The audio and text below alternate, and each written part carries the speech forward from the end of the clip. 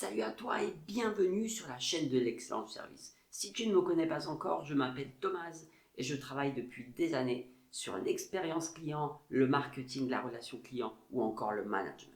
Et aujourd'hui, je vais te parler de Conor McGregor. Alors, je te rassure, je ne vais pas parler de KO, takedown ou autre, mais je vais bien entendu parler de business et surtout de sa marque de whisky Proper 12. Alors, qui est Conor McGregor? Conor McGregor, c'est un champion très connu. Il n'a plus la ceinture, mais c'est un champion de l'UFC qui est la ligue la plus prestigieuse du MMA, donc Mixed Martial Arts, arts martiaux mixtes, la ligue la plus prestigieuse et la plus connue dans le monde. Donc si tu connais un peu la boxe et tu connais Floyd Mayweather, Floyd Money Mayweather, c'est un peu le Floyd du MMA. C'est quelqu'un qui aime faire le show, qui aime parler pognon, qui s'en cache pas et qui est, en plus d'être un super combattant, un excellent entrepreneur et homme d'affaires. Conor McGregor, c'est pas juste un tchatcheur, il aime bien mettre l'ambiance, provoquer, parler, faire du trash talk comme on dit dans le business, mais c'est aussi un excellent combattant qui a battu José Aldo pour récupérer sa ceinture des poids plumes. Il l'a battu en 13 secondes. Bon, je reviens pas là-dessus, comme je t'ai promis, c'est pas le but de la vidéo. Mais bref, c'est quelqu'un qui a fait une entrée fracassante dans le monde du MMA avec ses KO impressionnants. Et justement, aujourd'hui, il y a quelques jours, qu'est-ce qu'il a fait? Il a vendu sa marque Proper 12, sa marque de whisky irlandais à, accroche-toi, 600 millions de dollars. 600 millions, donc plus de un demi-milliard de dollars. Justement, Conor a dit que son objectif était de devenir milliardaire. Il n'en est pas loin, en plus d'être l'un des combattants les mieux payés. Lorsqu'il a fait son combat contre Floyd, je crois qu'il a encaissé une centaine ou 50 millions de dollars. C'est faramineux. Là, il a vendu sa marque à 600 millions de dollars. Bien évidemment, il ne va pas tout toucher parce qu'il n'était pas seul dans ce business, mais quand même, c'est un montant faramineux. Qu'est-ce que tu feras avec cet argent? 600 millions, qu'est-ce que tu fais?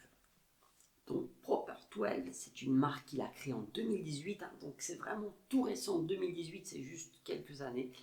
Il a déjà vendu 6 millions de bouteilles. C'est une marque de whisky japonaise. Pour ça, j'ai mis un E. C'est ce que j'ai lu. Moi, je ne suis pas fan de whisky, donc je ne m'y connais pas du tout. J'ai un peu regardé les prix. On est autour de 47 € la bouteille.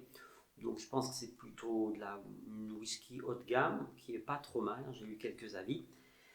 Et justement, elle vient d'être achetée par le groupe Proximo Spirits, qui détient notamment le fameux rhum Kraken, qui est assez connu et que j'apprécie. Quelles sont les raisons de son succès? Bon, avant ça, je voulais juste te parler d'autres groupes pour un peu savoir que représentent 600 millions de dollars dans le business des spiritueux. Alors, par exemple, on a d'autres marques, c'est Brown-Forman, qui notamment possède Jack Daniels, la vodka Finlandia et d'autres whiskies très connus. Bon, pas par moi, parce que je ne suis pas fan, désolé, mais qui vaut 31 milliards, donc c'est des chiffres énormes. Pernod Ricard, qui possède énormément d'alcool de marque, et notamment le fameux Chivas, le whisky Chivas, qui est très connu. Alors, Pernod Ricard, en 2021, vaut près de 42 milliards. Donc, c'est vraiment des chiffres qui sont gigantesques sur ce marché-là. Et à titre d'information, Pernod Ricard, son résultat net en 2020, donc c'est-à-dire le bénéfice, on est sur 330 millions de bénéfices purs. Donc, c'est quand même énorme. Donc 330 millions de bénéfices pour 8,5 milliards de chiffre d'affaires. C'est gigantesque. Donc est-ce que ces 600 millions, c'est quelque chose d'énorme? Ça peut l'être parce que là, on ne parle pas d'entreprise. Enfin, si, mais on va dire l'entreprise d'un entrepreneur. Le nom de marque, c'est vraiment Conor qui l'a porté, qui lui a fait la publicité, etc. Bon, je vais juste donner un autre chiffre pour une autre acquisition de ce genre. C'est lorsque Pernod Ricard a racheté la marque Chivas. Alors on était sur du 7 milliards de dollars environ, donc entre 6 et 7 selon les estimations. Je n'ai pas trouvé de chiffre exact, donc si tu le trouves, n'hésite pas à me le dire, je me trompe peut-être. 6 à 7 milliards pour acquérir le groupe Seagram qui détenait notamment la marque Chivas. Donc les 600 millions, c'est quand même, on va dire, dans la moyenne du marché. Donc, quelles sont les raisons du succès de Conor? il a vraiment travaillé son image. C'est quelqu'un de très populaire dans le milieu du MMA, mais notamment en Irlande, qui a, on va dire, qui historiquement est très attaché à son pays, où il y a également une diaspora très forte, notamment aux États-Unis. On l'a vu lors de ses combats, Conor est très attaché à l'Irlande. Il était toujours très supporté par ses fidèles, justement, supporters irlandais. Donc il a créé une marque, justement, qu'il a réussi à porter grâce à son image, grâce à ses victoires. Enfin, si vous regardez le nombre de views, de spectateurs qu'a un combat, en dehors bien sûr de spectateurs physiques, mais en pay-per-view dans le monde, hein, je n'ai pas le chiffre exact, mais c'est des millions et des millions de spectateurs, bah forcément c'est de la publicité presque gratuite. Et en plus de ça, ce que j'ai lu, parce que je ne m'y connais pas en whisky, c'est que Conor s'est vraiment, on va dire, allié à des experts pour travailler un produit qui est de bonne qualité. Donc il n'a pas seulement mis son nom, mais il est vraiment attaché à cette marque. C'est pour ça, même après l'avoir vendu, il a insisté pour être toujours au conseil d'administration pour prendre des décisions importantes à l'avenir de cette marque. Donc comment résumer, enfin en quelques mots, les raisons de ce succès? Forcément, c'est des supporters dans le monde entier. Donc une image qu'il a travaillé, il a fait beaucoup de trash talk, de la provocation. Et bon, dans le business, ça marche, mais ça a également lui a permis de communiquer sur sa marque. Donc forcément, les stars, c'est beaucoup plus simple de communiquer.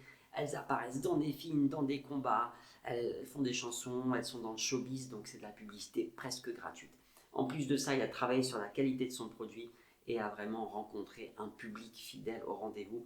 Donc tout ça n'a fait que renforcer la valeur de cette marque, et ensuite, bien sûr, il en a profité, il l'a vendu à 600 millions de dollars. Alors, sais-tu qu'il y a de nombreuses célébrités qui possèdent également leur propre alcool, leur propre nom de marque?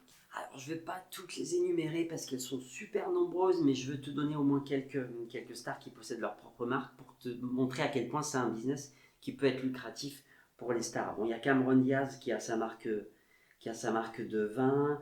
On a Snoop Dogg qui a travaillé dans l'industrie de l'alcool, notamment. On a D-Rock qui a sa propre tequila, qu'il a lancé en 2020 assez discrètement, qui s'appelle Terra. Qui on a d'autres? On en a plein. On a Ryan Reynolds qui est porte-parole de la société Aviation Gin. On a les Coppola. Bon, ça pour le coup, c'est un exemple un peu plus connu, les Coppola, donc, qui sont dans le business du vin aussi longtemps que dans le business du cinéma.